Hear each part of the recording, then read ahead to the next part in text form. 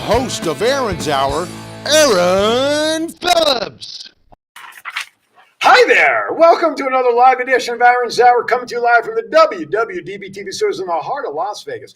I am Aaron Phillips, which is very good because if my name wasn't the title, the show would really be stupid. So thank you for tuning in. As always, you're with us for the next hour. And let me tell you, ladies and gentlemen, this is going to be one of the highest ranked shows that I've ever done because the man sitting to my right, Mr. Mike Powell, is the author of a book called Escaping the Kill Zone. John, can I have my one shot, please? Thank you very much. You like that? Like that. Very good. Thank you. See, I learned them well. Available on Amazon. Here it is, Escaping the Kill Zone. I'll go into my journey from LAPD Zebra unit to undercover federal operative in the Las Vegas Mafia. And who doesn't like stories about the Las Vegas Mafia? Right here. Mike is here with me in the studio. We'll talk about that in a little bit. His background, his experience. I'm excited. No, we just happen to be dressed in black and the light blue at the same coincidence. Mr. Mike, thank you for joining me today. Oh, thank you for having me. Oh, man, I'm so excited. We're literally, folks, we were just talking up to the intro as it was ending about his book and his background. And man, I know some of these people like this that he also dealt with too. So we're going to have some fun talking about that stuff. And any other stuff, remember, call in 702-992-3207. If you're watching us on Facebook, you got us on my page, Aaron's Hour Show. We're at WWDBTV. Same two channels on YouTube. If you prefer YouTube, that's fine. It's high noon here in Vegas, which means it's soccer, it's food shopping, it's running around. Download the WWDBTV to your Android app, or if you have iPhone, WWDBTV LV. Check us on the go. If a show's not on, a plethora of music will be playing. Live music, well, sort of live because it's coming out of the studio. To have that. Now, in 72 hours, if you like Roku, the show will be up on Roku. Make sure you download the WWDBTV channel to your Roku service. Catch this show with I have a funny feeling after this show, you're going to want to go back to hear all of Mike's stories and, again, how to get information. I'm getting the book, which is available on Amazon. See, that's 2 times in 2 minutes. See how I'm pushing? I got you. It's like QVC around here. You know, we got everybody covered. So check it all out. We're going to have a good time today. But first, as always, it's now time for Vegas and Rap 2.0.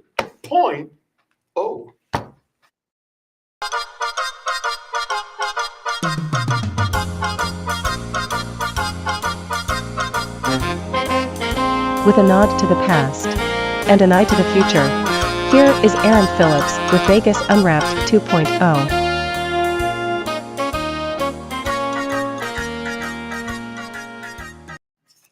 All right, welcome back. 2.0 is here. Homage to our buddy Ricky Cash, of course. All right, as always, some news. And now I was away last week for 5 days in Tucson, so I kind of missed some of the stories of things that were happening, but just enough to bring a couple of stories to the forefront to keep you all informed. Now, remember, we got July 4th about, 10 days away from now, right? Roughly, July 4th holiday. It's going to be nuts in this town. So and it's in the middle of the week. It's a Tuesday because my birthday is Wednesday the 5th, just in case you want to send me birthday presents. I do actually have a birthday fundraiser on Facebook to help support Firefighter Memorial Transport, Frank Pizarro's organization. So you see that on my Facebook page. Please make a donation and help Frank out with not only a transport called the Caisson that will help all of fallen emergency services first responders, as well as military personnel to give them the proper send-off. But check that out. Let's support them for my birthday. All right. Speaking of birthdays, did you hear about the guest who won $1 million in 3 different jackpots at Caesar's Palace in 48 hours? No. Right? Most people are lucky and happy to win, what, 1 in a lifetime, if they're lucky? No, this person won 3 separate jackpots. You ready for this? All right, so here it goes. So Caesar's Palace, blah, blah, blah. So the first one came at 4:42 p.m. last Saturday, which was good for $400,000 at video poker jackpot. Not bad. I mean, $400,000. It's a lot of money. And I would walk away and be done, right? That would be me. All right. The same game hit another same player, same guest, hit another jackpot for $200,000 10 minutes later. So it's $600,000 in 10 minutes. That's not a bad day, right? It's a good day at the office. Right. Did you ever make $600,000 in 10 minutes? No. I didn't even want to know if I'll make that in a lifetime, let alone in 10. I know John has. Not that I can talk about. No, right. I got so many responses.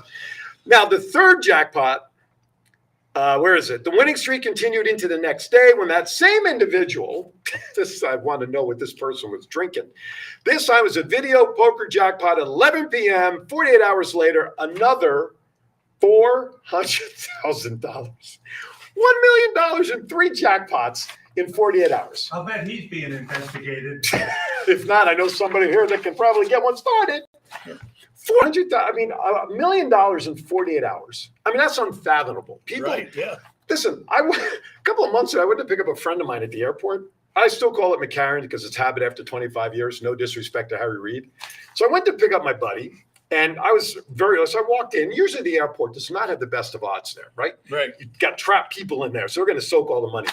So I took a $10 bill, killing time. This one machine said, "Hey, you come over here." So I sat down, and I lost the first couple of rolls. Then all of a sudden, it's ching, ching, chinking. I'm used to winning 10. And so I'm watching the counter go up. I'm like, all right, it's going to stop at 40. All right, 60. I won $300 on that machine. Wow. I said, see ya, rolled that off, and I walked out of the airport waiting for my buddy. So, Yeah. but you know what's been fascinating since the pandemic? It seems to me that casinos are reporting more winnings nowadays Mhm. than they ever did, right? Right. And why do you think that is? They're trying to reel them back in, right? Yes. It's crazy. How about scratch-offs? Do you see how many people are winning scratch-offs across the country? Yeah, a lot of them. Yeah. Right? Virginia. Different states. Yeah, right. Virginia, Maryland, Pennsylvania. And we wonder why folks in Nevada would love to have a rip-off thing here. But of course, our good buddies at the casinos, they want every dollar going into. Do you remember, how long are you here in Vegas again? Long time. 8 years. So I think it was within the 8-year period that there was a proposal to do the rip-off stuff, the scratch-off stuff. For every dollar. Yes, sir.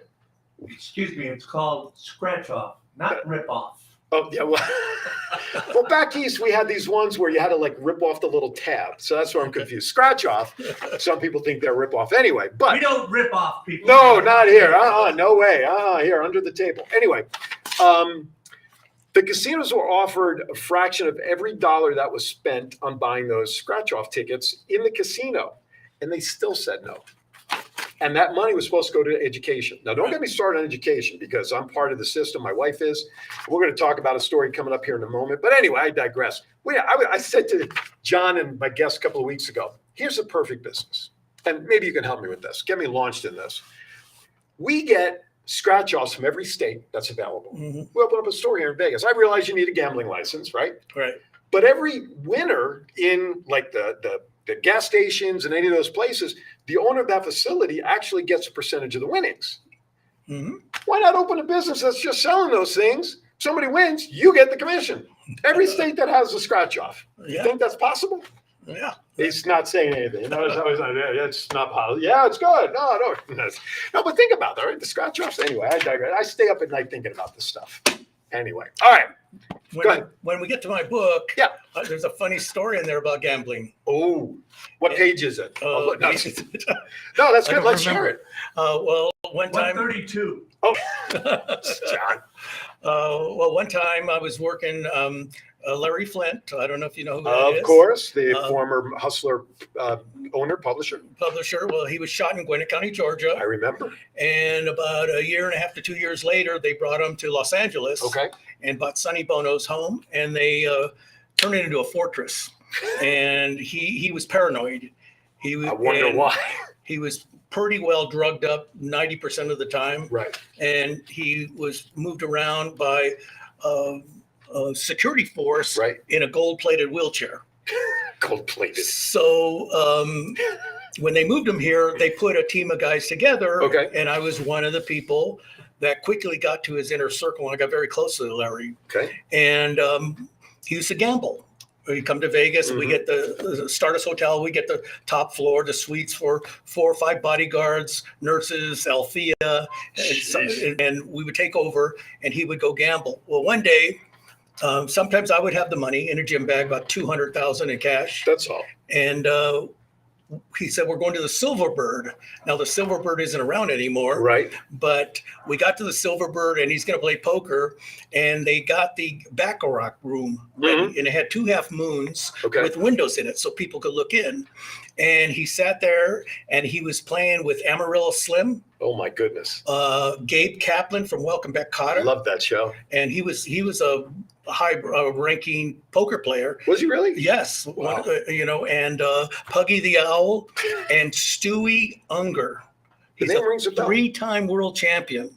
Wow. And they made a movie about Stewie. Okay. And of course, he succumbed to drugs. Okay. But so Larry's sitting at the end of the table, and they're playing cards, and us bodyguards were all in 3-piece black suits. Larry Right. liked that mafia look. Mm-hmm. And Larry looks over his shoulder like this, and he says, "Mike."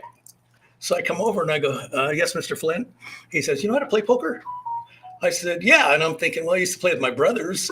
And For pennies. and the game I really liked was Indian poker. Do you ever? Okay, I've heard of it. You Oh, put put the up to your card- forehead? Yeah, everyone could see it except you. Except for, And so I said, "Yeah, I could play poker." He goes, "Well, tell Joe to take me to the restroom. I got to take a piss." oh, so for you to sit in for him. He goes, "I want you to sit in for me." Okay. Okay, so Sure. called it. The team took him away, and I sat down, and they said, "Throw some black ones in."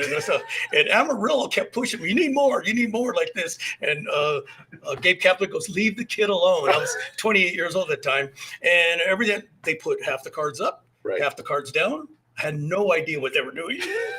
They were guiding me. Bro, sure So- they were. So anyway, next thing you know, Larry's back. I lost, and He's wondering what you he did. comes wheeling over and he says, "So how'd you do?"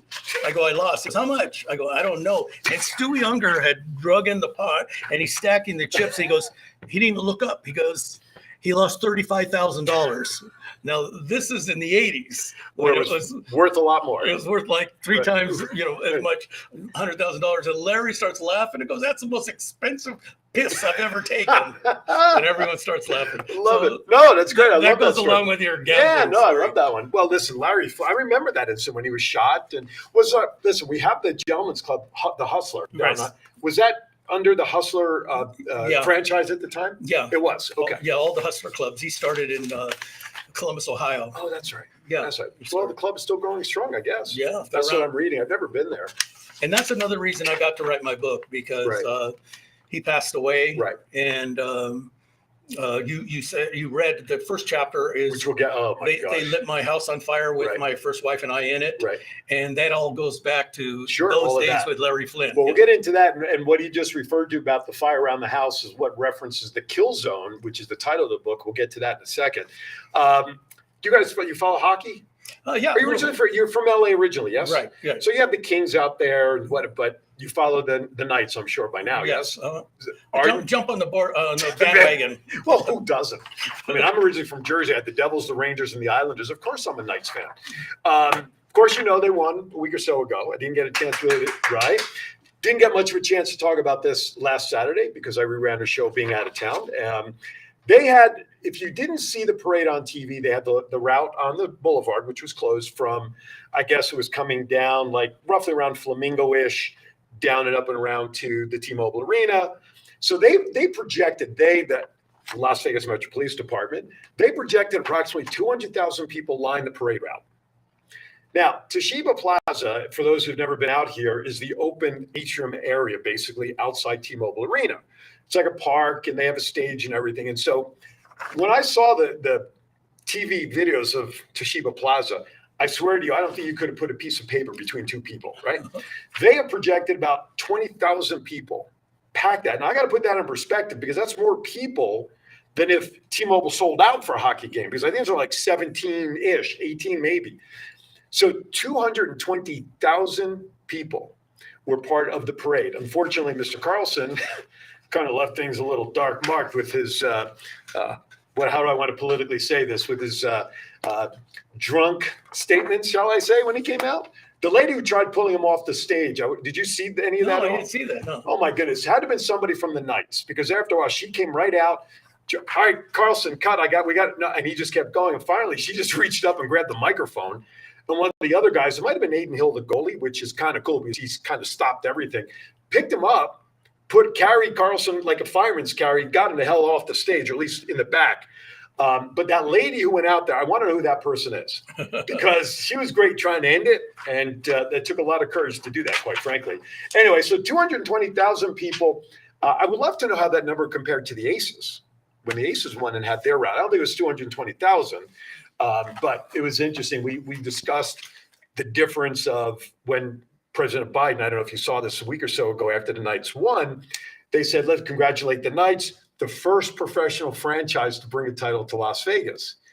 Aja Davis, who is the MVP of the WNBA Las Vegas Aces, who won last year, took exception to his comments saying, Mr. President, we're over here, you know. So listen, WNBA championship, right? We got the hockey championship. Might be a while before the Raiders bring a championship, with no disrespect.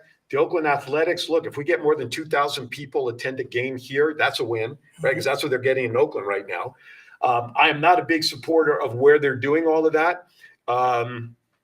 William Carrier, thank you, Robert. Figures, a guy named Carrier carried Carlson off the stage. I'm not a big fan of where they're talking to build the stadium. It shouldn't be anywhere on the Strip with all the other congestion that's there. That's a whole nother story. I'm a Giants fan. I have no intent to go into the hockey puck, the Allegiant Stadium, whatever it's called. Even though the Giants are coming out here this year. Oh. I get a nice 52-inch screen TV, no lines to the bathroom, no lines to my refrigerator, and no risk of my health getting out of the stadium because I'm a Giants fan. You know what I'm saying? Anyway, all right, last piece of note. Nevada governor signs marijuana reforms bill into law. The governor's been signing all sorts of bills lately, including one which I tried pulling the information off. He signed off on the bill, and I'm not going to give the bill number because I don't remember it. $250 million being set aside for teacher salaries.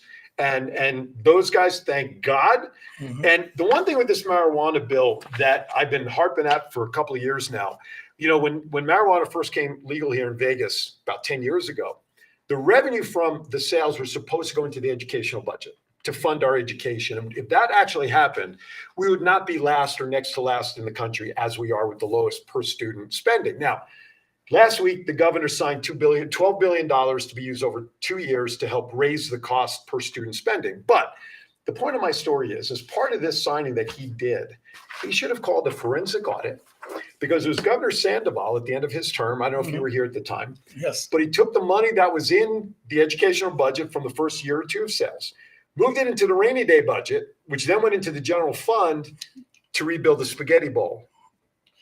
Now, since then, to the best of my knowledge, and please, somebody call in or message that I'm totally wrong about this, but none of that money's ever been diverted back into the educational fund. That happens a lot. Yeah, with politics. Right? So that's why I want a forensic audit by a company who's not involved in Nevada at all.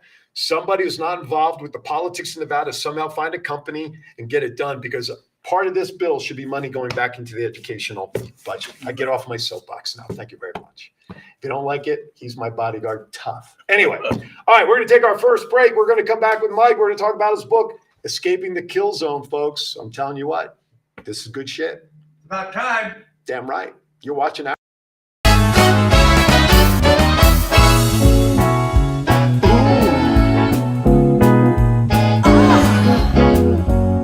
How unique. It's gorgeous.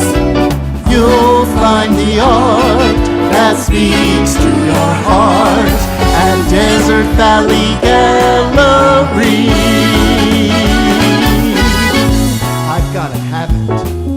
So colorful. I can't live without it. You'll find the art that speaks to your heart at Desert Valley Gallery.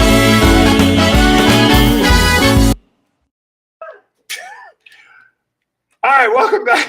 John just hit the brakes on that. Desert Valley Gallery. Thank you so much for becoming a part of the Aaron's Hour family. Check them out at Tivoli Village. A lot of going on. They actually have a little cabaret night going there tonight. It's sold out, which is why I'm not really talking too much about. But go check them out the next time you're up near Tivoli Village. It's, if you notice, the gallery was not like a typical arts gallery. You usually go into a gallery, it's dark, it's very bright, lots of great colors to draw you in. So I encourage you to go out there. Okay, enough about them, because now it's time to really get knee deep and dirty. Escaping the Kill Zone with Mike Powell. Many years on the Los Angeles Police Force, and then from there you went into other, I'll just leave it as other aspects of law enforcement until we get later into it. How long has the book been out? A couple months. Just newly out? Yeah. Like the old carbon copy? Yeah, I smell the newness on the book, folks. Available on Amazon. Yes. Is that the only place people can get it? No, you can get it on shootingnewton.com. That's Sounds like Willy Wonka created something there. Shooting Newton. All You're shooting Newton, son of a gun. Anyway. SHOOTINEWTON. Gotcha. Newton is a Newton division. Okay. And Los Angeles, on the Los Angeles Police Department, South Central LA. Okay. And it's nicknamed for years and years, Shoot Newton. It's where the SLA shootout was, Ooh. the Black Panther shootout was. Jeez. I was involved in 2 shootouts. I was involved in total 4, Wow. but 2 there. And so it's been known as Shoot Newton forever. And I just love the name. It sounds like a fruit drink, doesn't it? Hey, bartender, don't take a Shooting Newton, please. Listen, reading the book, and listen, I didn't get the copy before the interview, but I will get into it. But you suggested I go onto Amazon, and I read the brief first chapter that is available to read. And folks, I'm going to encourage you to do that. How much is the book available for on Amazon? $19.95. Okay, well worth it. I'm going to tell you right now. Not only that, but it's a big book and actually has some pictures in it. But I read that first chapter, which for me, I'd heard the term killing zone, but not like I use it all the time. Mm-hmm. But that first chapter, which is the same first chapter that's in the book, clearly defines what the killing zone is. Mm-hmm. And is that sort of where that it seemed to me, without reading more, that point of the fire, which you alluded to before, almost is like the end of the story where the rest of the book kind of builds up to that moment. Yes. Am I right? Yes. Okay. Not bad for only reading one chapter, right? And defining that and the safety of that. So for those who don't know, please define what a killing zone is, and then you can relate it to what happened, and then we'll get back into some stories about what led up to that point. Okay. Well, the kill zones referred to as basically a military term, and snipers use the kill zone. I was trained in mountain warfare in Bridgeport, California. Okay. And we had sniper tactics, they called it, Okay. where we climb up mountains and stuff. And if we're going to take out a target, you look for the best kill zone, an area where you know they're going to go sit or they're Okay. going to be, and you get in a position so when they come into that area, they're walking into the kill zone. So like an open area. Yeah, an Gotcha. open area, or it could be a small area. Sure. But you have a kill zone. You know where you're going to shoot him, Okay. or take him out, Okay. and that's considered the kill zone. Okay. And the marketing people, when they read the first chapter, as you did, Right. they said the kill zone. We got to use that. We got to use that. And then I started thinking it's kind of a metaphor for other things I did in the book that weren't really a kill zone. But for instance, when I was undercover in the mafia, I was wearing a federal wire. When I finally got caught, and there were 3 federal agents outside listening in, they took me in a room, pulled out a gun, three mobsters, and they started frisking me. And I had taken it was an SK9 unit that the feds gave me with the shoulder harness. Okay. Well, of course, when I got it, I took it home and took it apart and just used the inside because it's a third of the size. Right. And I taped it to my ankle and ran a little Wire. microphone up to my waist. And so when they were frisking me, I thought, okay, they went down that leg, they're going to go down the other leg. And I thought, I need to get out of this. And anyway, I got out of it. And as I walked out, I'm ranting and raving. It was a phone sales room, a solicitation room, Okay. that was bringing in $100 million a year for the outfit, the Chicago mob. Wow. And I walked out, and when I got to, there's electronic doors. The security guard looked at me. I said, open that door. And he buzzed me open. He was startled. And then that had to close before I get out another To the next door. one. And I go, open that door. And he buzzed me open. When I stepped out, here are the 3 federal agents with their guns out and battering ram to come get me. And they had to radio in to get permission to go in and get me out of there. But I talked myself out. And that's kind of a metaphor for a kill zone. I was Sure. in another kill zone. Wow. And a couple other times things like that happened. I share this with a lot of, when I have certain guests on, and with all my guests, I love listening to the stories, but there are just certain guests where I find myself fading back as if I'm watching this from the other side of the screen. So I'm so amazed by stories. It's like you're a walking movie, because as you're describing this, you're obviously, especially in a book, you have to be very detailed in painting the picture so everybody gets it as they're reading it. And so I'm sitting here, I'm listening to the description. I'm picturing every word that you just talked about, where the wire is, how they're patting you down. And all I thought about with the double set of doors was like the beginning of Get Smart. Remember how we had to go through all those elevators or the doors? Yes. That's what I'm picturing. And to lived it and to have gotten out of there in one piece. I mean, talk about kill zone. That should be the escape zone. I mean, don't go into an escape room with this guy, because he'll get out of there in about 30 seconds, I'm sure. So that was one situation. But let's go back. You were on the LA police force for roughly 5 years. 5 years, and then you had an incident where you were retired. I was retired off due to an injury. So then what happened after that? You talk about zebra units. We talk about the mafia. Give us a little timeline. Well, I think going back in the police department helped what happened after. Okay. At the same time I was on the LA Police Department, I was working shooting Newton, South Central Los Angeles gangs, the Crips. The Bloods weren't formed yet. They were Okay. smaller gangs that ended up coming together, merging to make up the Bloods because they were all getting killed off. Okay. And at the same time I was on the Los Angeles Police Department, I was fairly new, my first year. I was a sergeant in the United States Marine Corps Reserve Unit Wow. in Long Beach, California. Okay.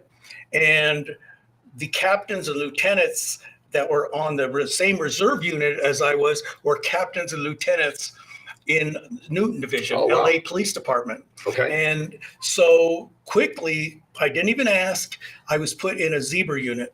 What a zebra unit is, and the definition basically is a unmarked car, Okay. plain clothes, two plainclothes Black officers. and whites is what he's calling the black and white cars, right? That's No. the zebra car? A zebra car, no color. No, nothing. No, Okay. no color, plain clothes, Okay. two-man unit, no radio calls. Okay. We have specific missions. And sometimes it'd be the detective in homicide or detective in burglary or robbery would come to us, call us down, go, hey, can you do me a favor? We're looking for this guy. He's wanted for murder. His grandmother lives here. His friend lives here. Go find him. And we would hunt. Wow. Sometimes a few days, sometimes a couple of weeks. And no one told us where to go, what to do. It was Right. up to us I had to figure it out. to sniff it out. Yeah. Wow. Question came in. So how and why did you even get into the police force in the first place? That's kind of funny because I explained it in my book. Mm-hmm. My friend and I were going to, well, I had a good job at the time. I was working for Firestone Tire and Oh, Rubber sure. Company. Mhm. And my buddy picked me up. I'm 22 years old. We're going to go watch a football game at the local bar and Okay. have a couple beers. And as he's driving, he turns left on Gaffey Street in San Pedro. And I go, what are you doing? He goes, oh, I got to make a quick stop. Uh-oh. And he pulls into the police station. Okay. And I said, what are you doing here? He goes, they're giving the police test. I want to be a cop. The first time I heard it from him. And he goes, only take a minute. So I go in, he goes in and they take him all upstairs and I'm sitting in the lobby by myself. There's no one at the front desk. And some sergeant goes walking through with some folders. He stops, he backs up and goes, hey, you're going to be late. They're going to start the test. I go, oh, I'm not here for the test. And he walks over, he goes, why not? I said, well, my friend's here and he's going to take the test. He wants to be a cop. He goes, well, if you're going to be here anyway, take the test. Right. And if you pass, you don't have to go on if you don't Right. want. So he takes me upstairs. We walk in the room and there's about 30 people in there. And about 6 of them I went to high school with. Oh, wow. I hung around with, Sure. and that kind of thing. And of course, my friend Bob Breimer. And I'm dyslexic. I explained the first few chapters after the thing explains that I was bullied as a kid because I had trouble reading and writing. You know, when you're little, Yeah. stand up and read aloud to the class. Right. And then everyone laughs at you. Right. You go into the schoolyard and they start punching you and stuff. And that happened for years until I Wow. started to fight back. Okay. So we go and we take the tests and we turn them in. And then they said, give us about 30 minutes. We'll be back. And they go out. And everyone, of course, young guys, what are you doing here? I didn't know you want to be a cop. And everyone's making those comments. And suddenly the guy walks back in and everyone sits really erect. And he says, if I called your name, please leave the room. So he called one guy, called 2 guys, called 3 guys. And then he said, Mike Powell, please leave the room. And I get up and my heart sank. I felt like I was that 3rd grader again, standing in front of the class. And as I'm walking out, one of my so-called buddies goes, better luck next time, Powell. Oh, so they thought it was the negative side. I walk outside and everyone that was called before me standing waiting with the sergeant that took me up there. And they said, you guys passed. They all failed. And a couple months later, I was in the Los Angeles Police Academy. Wow. So it was just really luck. You just happened to be sitting. They got nothing else to do. Yeah. Let me just try this. Right. Yeah. So at that point, when you passed, any thought at that point to say, all right, great, I passed, but I like what I'm doing at Firestone. This is not for me. It crossed my mind, but it happened so fast. Sure. Yeah. And next thing you know, I was in the police academy. Fortunately, because I was in the Marine Reserves and we were still training, Mhm. I was in good physical Shape. Right. good physical shape, and it came pretty easy to me, the Sure. physical end. The academics didn't come so easy. Right, because of the learning. Dyslexia. Yeah. Uh-huh. Interesting. Yeah, it's just crazy. Why it's one thing I always like to find out from people is how they get into doing what they do. And a lot of time, like you, it's just like, well, it was happenstance. I just happened to be there, and we'll do it. I always just find that interesting. So, 5 years in the force. Mhm. Injury took you out. Retirement from there. So from there, you got into these other aspects. Of course, everybody loves the mafia stories because obviously it's Vegas, right? Right. I mean, Vegas and mafia is like peanut butter and jelly. Right. So how long was the progression from the time you left the police force to the time you got involved in these other units where you were, hand in hand with the mafia guys? Couple years. Okay. What happened is my first wife and I, we were the one that was in the Right. townhouse with me. I was injured and I had a steel neck brace. Oh, wow. Had 2 surgeries, had my last rites read to me. Sheesh. And then I'm on pain meds, drinking, and I'm not doing very well. Gotcha. Probably emotionally and in my head. And she said, you need to do something. You need to get a hobby or get a job. Mhm. And so the first time she found an article in the newspaper, local wanted security. Okay. And so I said, okay. And I went there. There's 4 or 5 of us taking, with suits on. And the guy comes out of the room, the hiring manager, and says, Mike Powell? I said, yes. And he goes, would you please follow me? Uh-oh. So- You've heard that before, Yeah. doesn't it? So I walk in, he looks at my resume.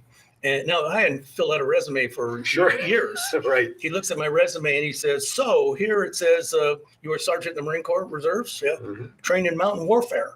And I Ooh. said, yeah. He goes, you're also trained in Southeast Asian booby traps. And I said, well, yeah, that's some time ago, when Vietnam was Sure. going on. Right.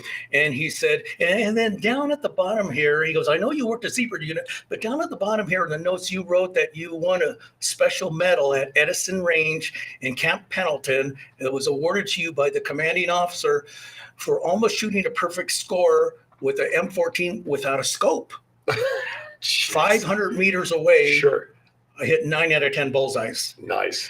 And he goes, just for curiosity, how big is the bullseye? I said, I don't know, never Standard thought of bullseye? it, about the size of a man's chest. Okay. And he goes, Mr. Powell, this is Nordstrom's. We're we're a women's shopping Are you a store." little overqualified is what he's trying to say? I didn't get the job. I didn't get the job. I would say you'd have been a tad overqualified. Yeah, Yeah, because the stun gun could have been a problem if somebody was shoplifting a shirt or something, right? yeah, Wow. I guess. That's interesting. So you went for that. Then what was the next thing that you did? Another news article. Okay, okay. So I went to Century City. Mhm.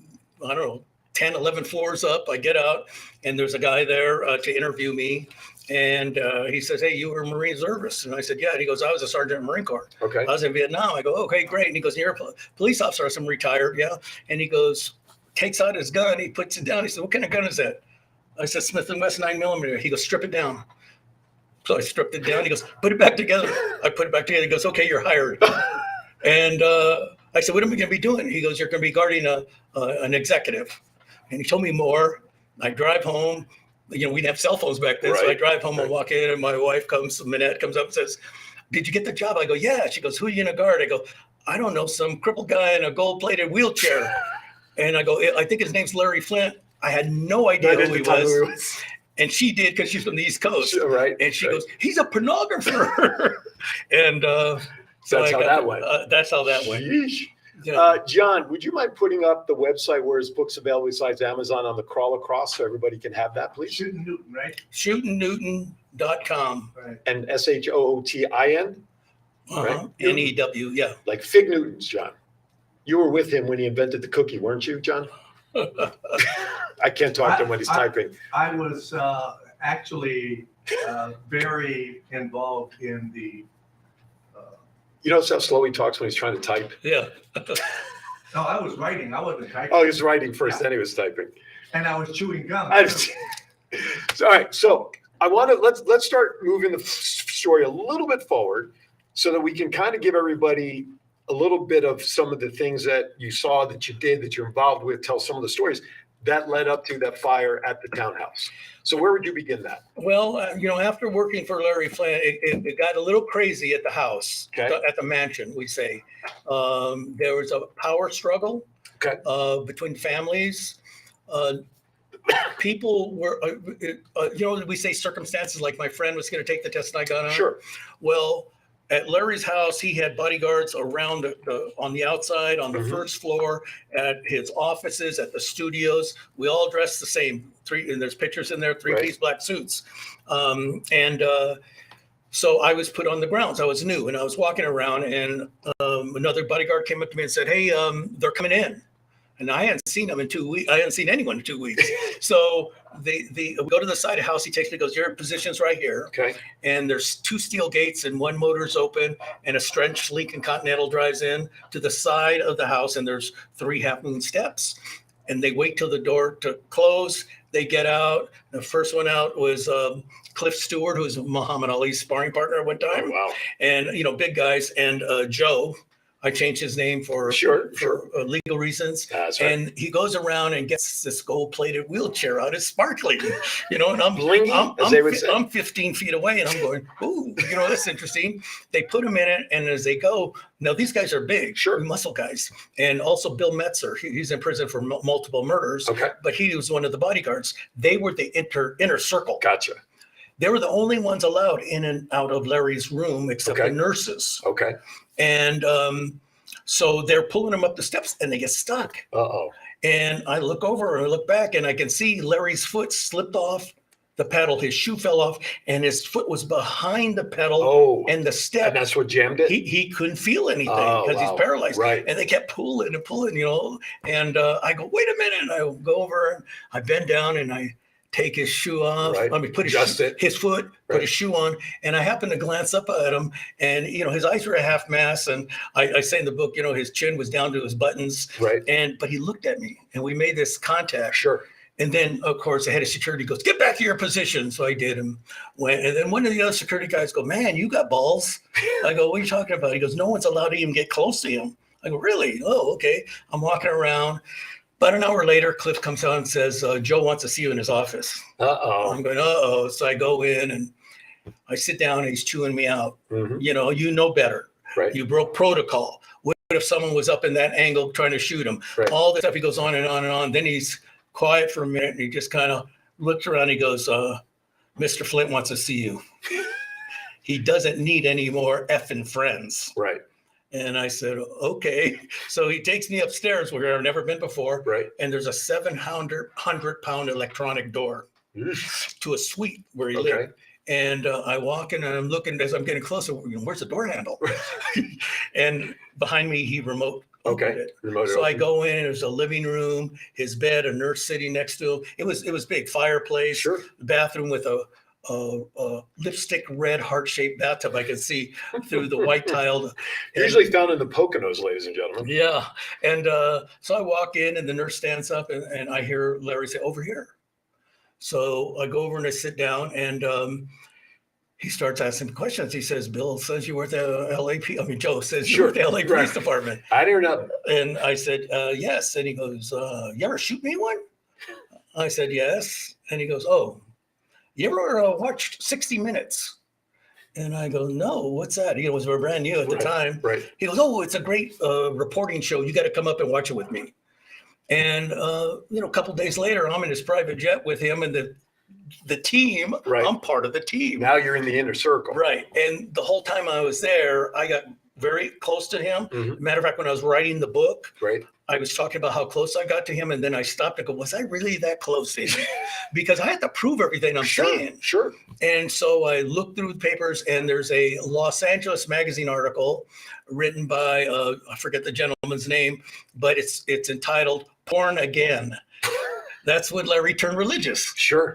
And in the middle of the magazine article, it says Larry and Althea's favorite bodyguard is Mike Powell. Wow. So I felt, okay, I can keep writing when I'm talking about right. Because Larry and I did some silly stuff. I bet. And that'll be for another show, folks. and so the trouble was brewing as the year went on. And then one day I'm sitting having ice cream in the kitchen and by myself, And Edith, Larry's mother, comes walking Okay. in the kitchen. She walks over and turns the faucet on and lets it run and comes over and says, Mike, can I talk to you in confidence? Yes. And I said yes. And then she told me that, but I knew about the power struggle. You kind of know. Mhm. And she says, I haven't been able to see my son in over a month. Miles, who's the uncle, hasn't been able to see him. His brother Jimmy has been cut out. And it was all run by the security. Okay. And so she says, Jimmy wants to meet you. And so I met him before. Mhm. He seemed like a nice guy. So it's fine. So he comes into San Pedro and we meet. And I bring a friend of mine, Larry Pye, he was a Zebra unit officer who worked in another division, Okay. but I've known him for years. I brought him and I got him a job there. He was working the first floor. So we talked to Jimmy and Jimmy says, we think that they're trying to take over the company because part of Joe's friends and family are running the office at the magazine. Okay. So I said, this is a little above our pay scale. And Need to know, and I don't need to know this. and Larry says, I know a private detective who's pretty big. He's done the Beatles. He's done Brando. Wow. He's a friend of mine. Okay. Said, okay. And then Jimmy says, I want you to know, though, that Joe was in an argument with another person in Columbus, Ohio, another employee.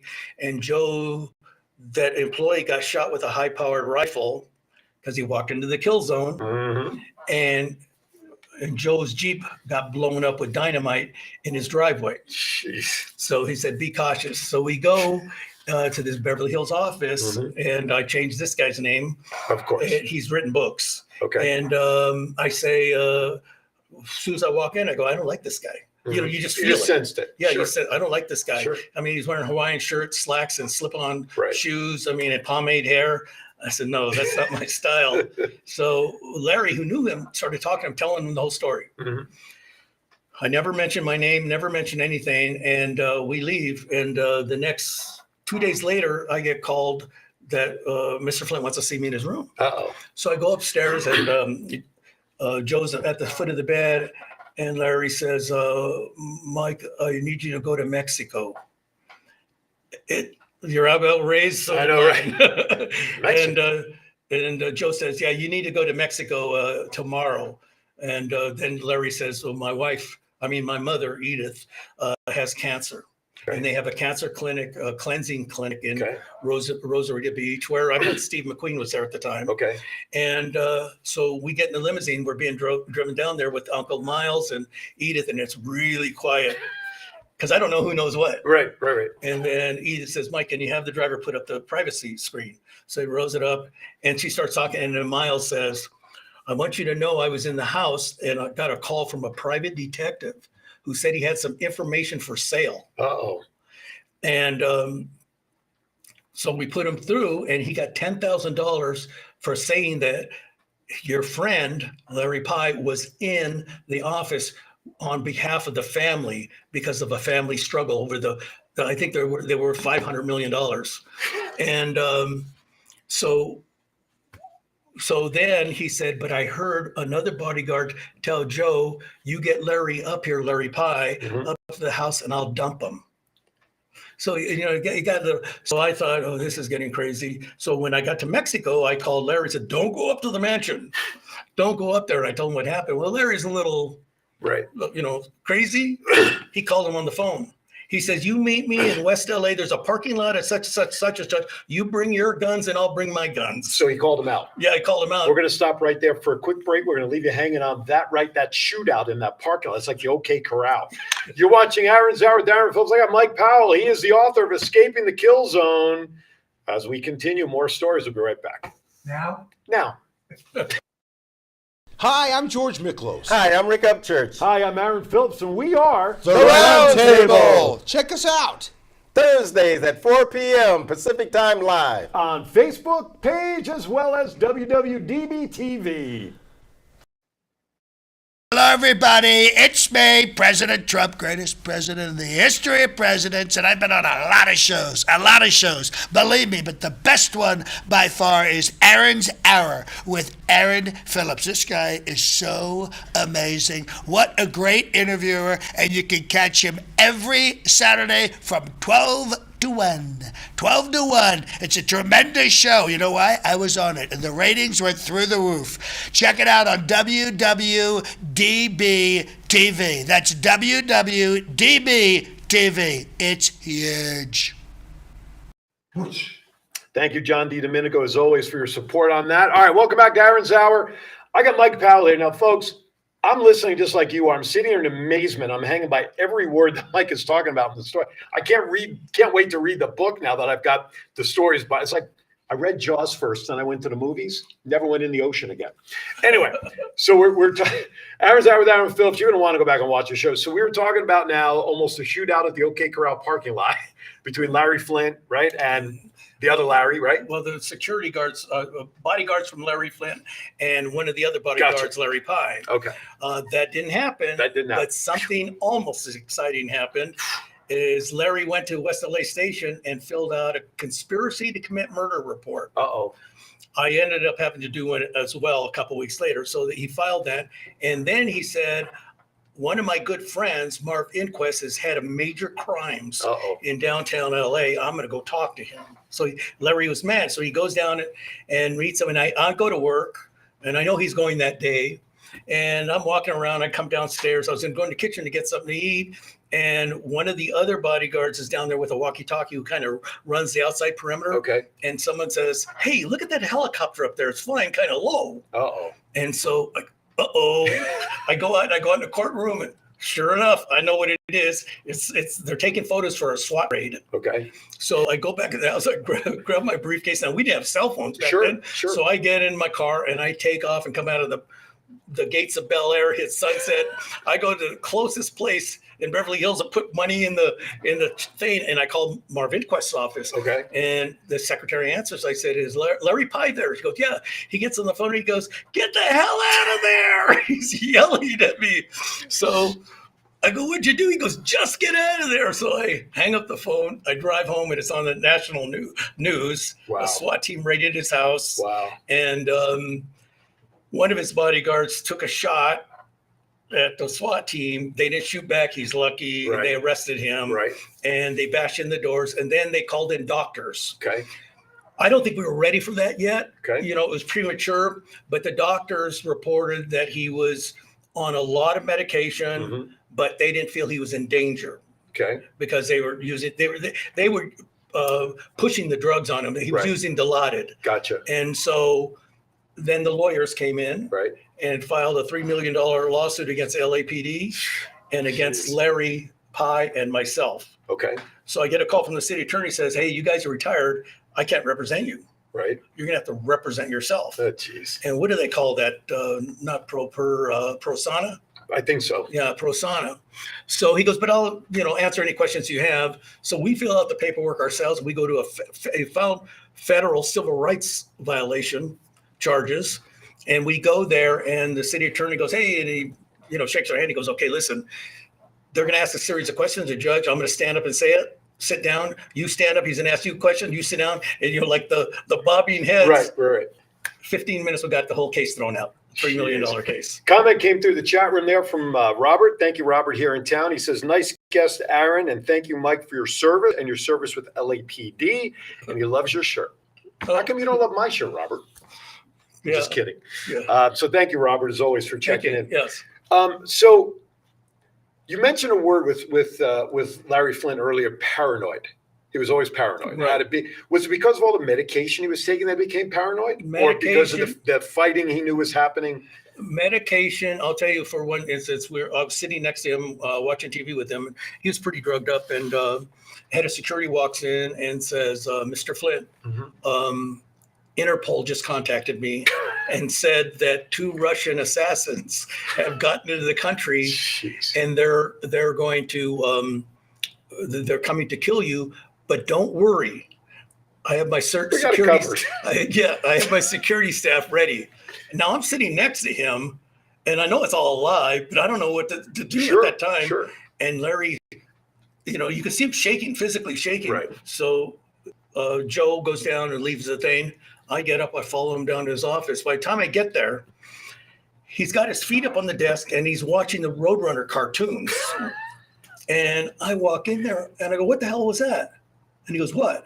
I go, that's just wrong. That's wrong.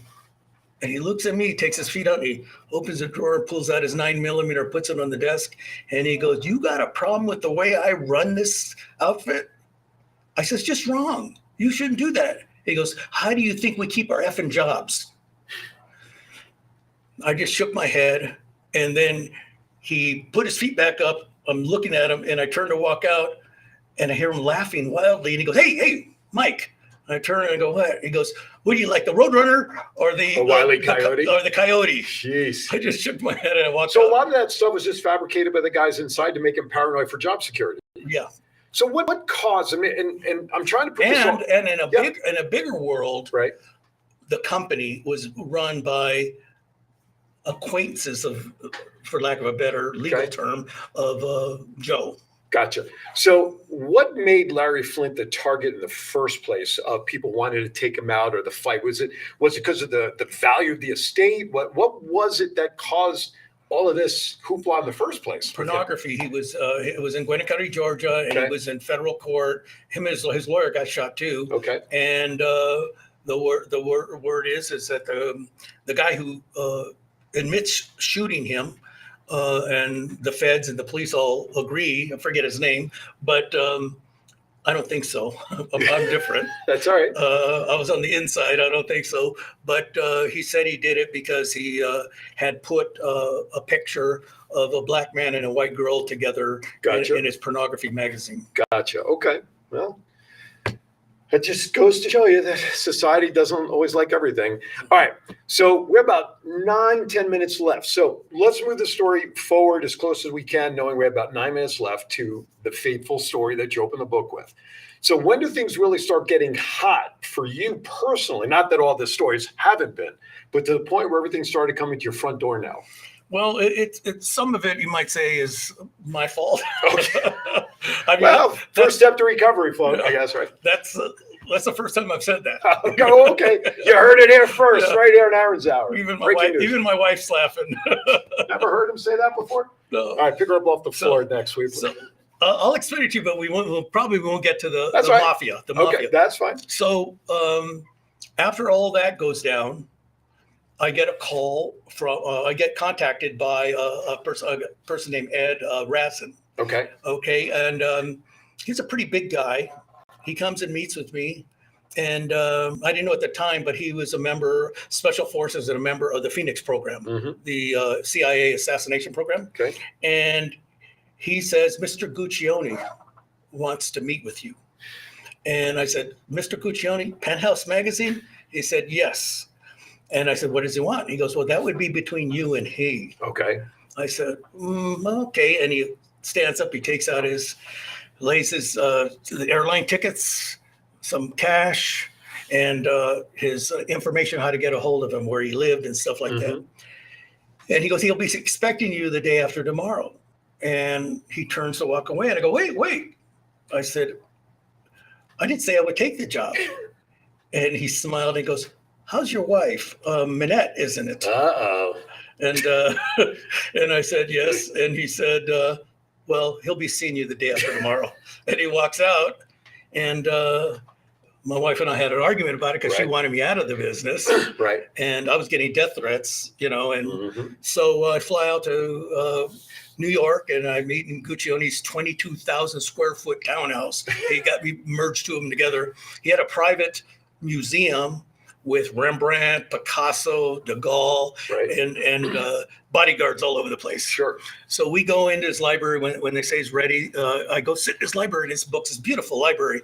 When I walk in, I don't know if you know Bob Guccione, but I remember the name. I mean, obviously at that time I was a little younger than I am now. He was kind of an artist from Europe. Okay. And then he started the magazine. So he's wearing black leather pants, a polyester shirt open to his navel, and about 8 chains, gold chains around his neck. Which was the look at that time. Yeah. And he says, hey, glad you can come. And he has this raspy smoker's voice. Right. You'll never forget it. And I sit down, and they say, this is Gruckman, his lawyer, Roy Gruckman, who was Doris Duke's attorney, Jerry Falwell's attorney, and his attorney. And Mr. Gruckman will let you know what we would like you to do. And Gruckman says, Larry Flint and Bob Guccione hate each other. I mean, let's put that on the table. And I said, well, yeah. And he goes, and they've been suing each other left and right over the years and calling each other names and stuff like that. Well, Larry Flint took a picture of two gay guys involved in sex and superimposed Guccione's face on the guy kind of getting it from, I don't know. I think everybody else can figure the rest of the picture out. That's fine. So Guccione filed a $80 million lawsuit in federal court in Columbus, Ohio. And he won. Wow. And the jury awarded him $39.6 million. Well, but 2 weeks later, the judge said that's too much money and dropped it down to $4 million. Jeez. So 180. it was a federal judge. Sure. And Guccione says, we think he was bribed. He bribed the judge.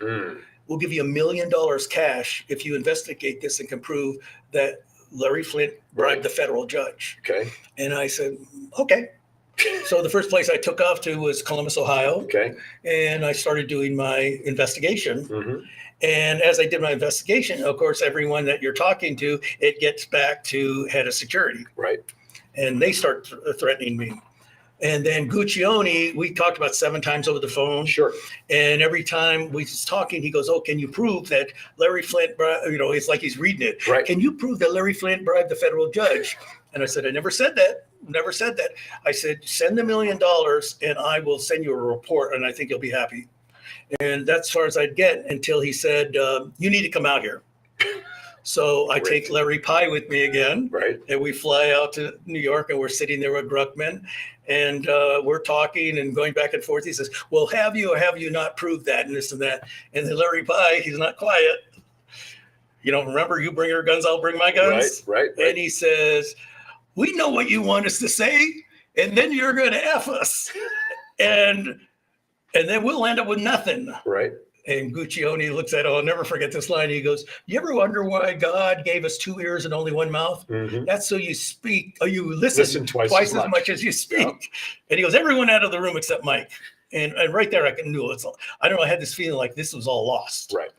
And we sit down, and he scoots closer to me. He goes, Mike, between you and I, can you prove that Larry Flint was paid off? And I paid off the judge. Paid off the federal judge. And I said, well, when I took the case, my wife's looking at me weird. You have to read it to explain it. Sure. But when I took the case, I knew that they knew I worked for Larry Flint. And I knew that they knew I was in court with the judge with Larry Flint when he was paid off. They pretended they didn't know. Gotcha. And I pretended I didn't know that they knew. They did. And that went on for months. Did you get that, folks? You got the scorecard here. So what happened was I go there and Guccione blows up. And like I said in the book, I'm not a bad guy. I just know a lot of bad guys. And so I'm walking out the door and my conscience is kind of churning. And I open the door and I look back at him. And I guess I did this out of my conscience. And I also think I did this to get one up on him. And it said, Mitchell Werble. And he goes, what? I go, Mitchell Werble. I said, Larry Flint put a contract out on you. Mitchell Werble's probably going to be visiting you. And Mitchell Werble was an OSS officer before the CIA who worked in Burma and in Cuba and all these places. And Larry Flint had put out a contract on Guccione, Hugh Hefner, Annenberg, and Frank Sinatra. Sinatra. How did he get caught up in that? I don't know. He probably knows everybody. And he was a friend of Annenberg's. Oh, was he? Yeah. Oh, okay, a friend of Annenberg's. They were neighbors in Palm Springs. Oh, I didn't know that. I did. So don't play him in Trivial Pursuit, folks. So I'm thinking when I wrote the book, how am I ever going to prove this? Well, I Google it in, and it comes up in the LA Times that Sheriff Block, at the time he was Sheriff Block, has the check, and he says the names. Oh my God! That Larry Flint hired Mitchell Werble to kill these 4 people.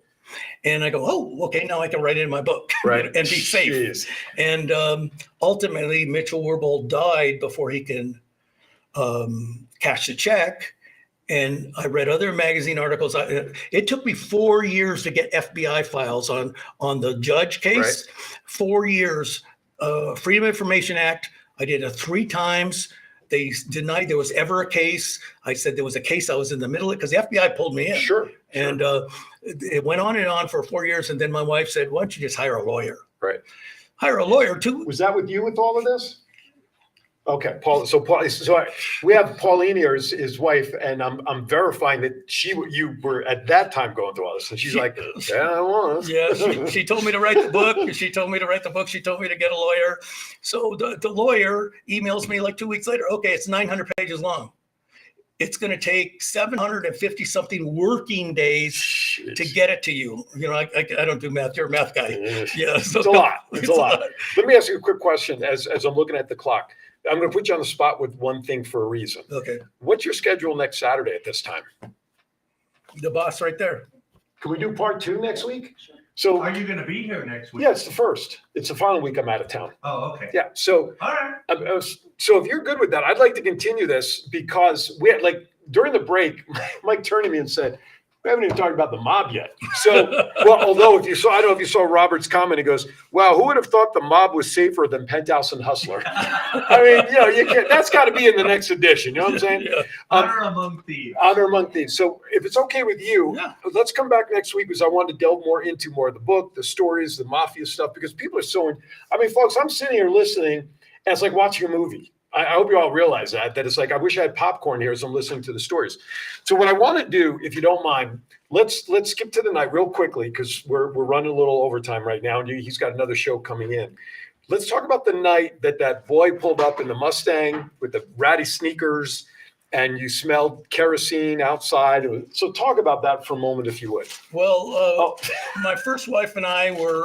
Leave it to John. I got Skinny Pop popcorn right here for us. Leave it to John. My wife and I were watching this. We're young, Right. 28 years old. Sure. And that's when I can get down on the floor and actually get Watch up it, right. without Exactly. grabbing onto something.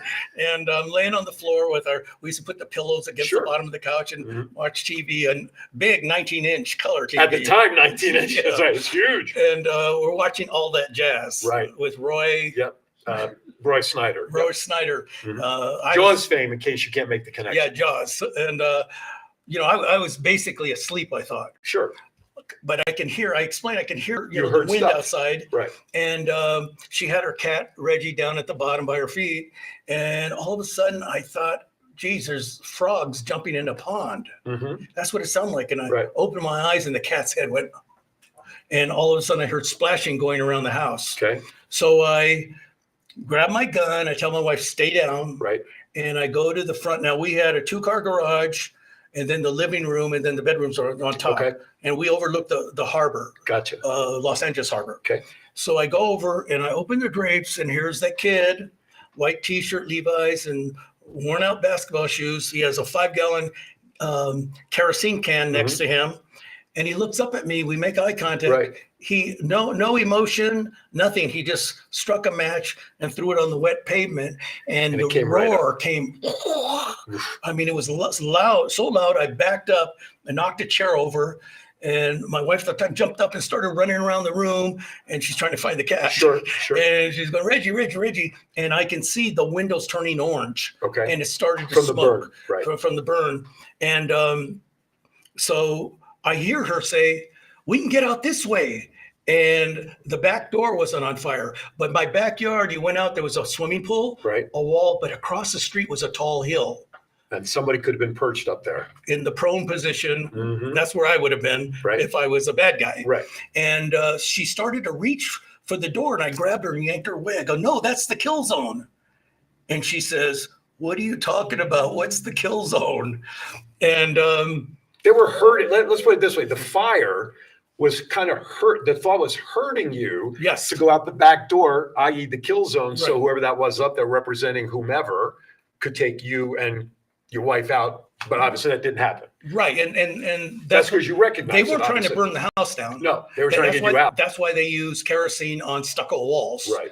And so I went to the front door, put my hand on it, see how hot it was, Right. and opened it. I told my wife, "Don't breathe in." Right. And we went out, because you can burn your lungs. Sure, sure. And we went out, and as I got down, there's the kid standing by his Mustang. Right. And so I grabbed my gun and I started running down there, and he walked. He walked around, got in the car, and started. And I was going to open fire, but there were homes across the Sure, street, sure. and the lights were on. And it was about time you were watching TV with your family. Sure. And I Wow. decided, for safety reasons, Of course. not to fire. Did they ever find the kid? No, they No? didn't. They didn't. And then, next thing you know, helicopters, police helicopters, fire department. Everybody was out. Everyone knew who I was because Sure. there had been news articles written about some of my cases. I Gotcha. did cases for the FBI. And this happened on the heels of which event? Not the case we're talking about with Flint, because that happened later on. This happened while you just retired from the force? No, that happened at the end of everything. Oh, so that was okay. That Gotcha. was, and they were Larry Flint's bodyguards. Gotcha. Three of them, a driver, Right. Alex Marty and Bill Metzer, were, when I was working with them, asked me if I needed some side work. And they were never cops. They tried to be cops. They were never cops. They Okay. were all Vietnam They vets. didn't fail the test. They failed the test. They that failed day. the test that day. They were Vietnam vets. Okay. And they were doing for hire murders. Okay. And they got busted 3 years after I left in 1983 for the murder in Los Angeles, the LA Times called the Cotton Club murder. Okay. Robert Evans, Yep, I producer remember. of The Godfather Yep. and Love Story, and was involved in putting money together to do the Cotton Club and the Sicilian and Two Jakes, Okay. the movies. Yeah. And they got greedy. One of the women, Lainey Jacobs, hired these guys, and they went and they took Roy Radin, who was a producer from New York, who was bringing the money in. They took him up to Gorman, California, and shot him 13 times in the head because it was Friday the 13th. And they put a quarter stick of dynamite in his mouth and blew his face No. apart. And about 2 years later, maybe a year later, a beekeeper was walking out and he saw a hand sticking out of the ground. Hope you're not eating lunch at any time at this point. It's just in the story. But listen, I mean, that's what goes on. I mean, the overkill, so to speak, in certain situations is very common in that environment. So you just got an explanation of what the kill zone is and why the chapter 1 opens with that story about the townhouse with his wife at the time, and obviously, fortunately, getting out safety and surviving all of these stories. But next week, and again, do I have to send an invite to remind you to go? No, next week you'll come back because I want to delve more into the stories you've experienced with the mafia, because everybody loves mafia stories, especially here in Vegas. Yeah. And so I would love to hear some of those stories. I don't know if I have time to read the book between now and then, but I'm going to try my best. But that you can go on Amazon and read the first chapter, Yes. as Aaron said, for free. Yes. You can just go on there. It's like the preview chapter. Yeah, preview and that's chapter. what I did to learn about the kill zone around the townhouse and Reggie the cat and all that good stuff. So that's why I know that the stories. Listen, I can't wait till next week as it is to hear the rest of the And you've stories. got 30 seconds? Yes. 30 seconds. What I want to say is, when one of the reasons I didn't write this book for years and years, my wife kept pushing me, is because I had a different journey through my law enforcement career due to incidences. Sure. Broke my neck and retired off. Right. And then because I worked at Zebra Team, people started hiring me. Right. A happenstance with Larry Flynn. Right. But I had a bit of a reputation working the Zebra unit. Gotcha. And so it just kind of grew from there. And I was doing jobs that normal private detectives would not do. And we'll get into some of those Yeah. next week. And so to write the book, I knew, because I'm a talker. Yeah. I tell stories about what happened, Sure. and I've had people say that guy's full of shit, So I knew I had to prove every single thing in Sure. this You book. have to. It gives you credibility to the story. And it took me 4 or 5 years to get the documents. It took me a month to write the book. Jeez. I used a ghostwriter because if I wrote my own book, it would be a comic book and done in 2 pages. I have a challenge for the viewers. Uh-oh. All right. My challenge is go to Amazon, Mm-hmm. read the first chapter, and try not to buy the book. Yeah, Good absolutely. luck with that. Let me tell you, I went to sleep last night putting out into the universe that Mike was going to come in with a book for me. And obviously it worked because I was going to. Thank you for this. Seriously, brought this in for me. I appreciate that. All right. Listen, Part 2 with Mike Powell next week, 12 to 1 p.m. for our July 1st show. July 8th, a little programming note. We're going to rerun a show, maybe Mike Powell 3. I don't know. We'll rerun something because I will be on vacation in Lake Havasu on the 8th. I will be on a pontoon boat playing Captain Stubing that day. So I will not be on the air on the 8th, which is why I think the 1st, to have Mike come back and share more of his experience and stories is the way to go. Thank you for coming in, my friend. Thank you for Pleasure having hearing me. this. Oh, my absolute pleasure. Thank you, Pauline, for putting up with this stuff all these years and making him write the book, by the way. Plus, for you, I had to imagine it was pretty cathartic to share the stories. Yes. So we're going to learn more next week, more of the mobsters, more stories, because if nothing else, that will entice you to buy the book. Again, Escaping the Kill Zone, now available on Amazon or Shooting Newton. I love it. I love it. I picture like an animated, like, dog sheriff. I'm sheriff of Shooting Newton territory. No offense to you all out there. Anyway, thank you for watching, everybody. As I always like to say, be kind to everybody. Why? Because we're all we have. See you next week. Aaron Zauer, Mike Powell, part 2 next week. Thank you for watching, everybody.